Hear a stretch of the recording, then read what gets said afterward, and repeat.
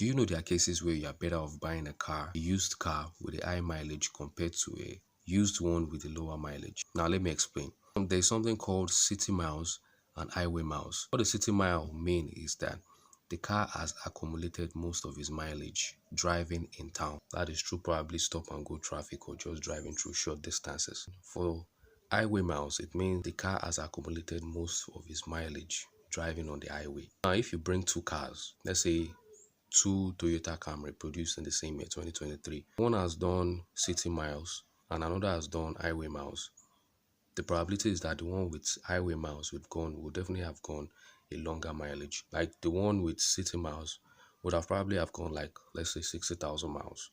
And the one with highway miles would have gone like double, 100 to like 120,000 miles.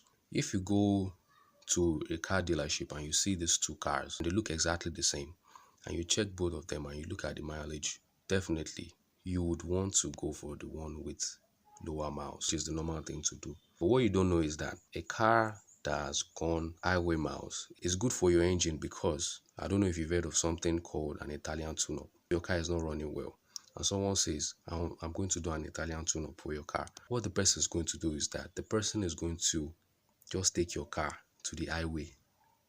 The person is going to take your car to the highway and the person is going to fire your car, like drive the car on high speed, cruise the car on high speed, let's say like 100 to 120 kilometer per hour for like 20 minutes and come back. It's a high probability the car is going to start running right after doing that. That's what they call an Italian tune-up. If you are buying a used car that has spent most of its time on the highway, it means not going to be carbon build-up in the engine. It's going to be easy on the transmission because the car is not going to be shifting gears that much compared to somebody that is in the city that will start, move short distance off the car, start again, shift gears.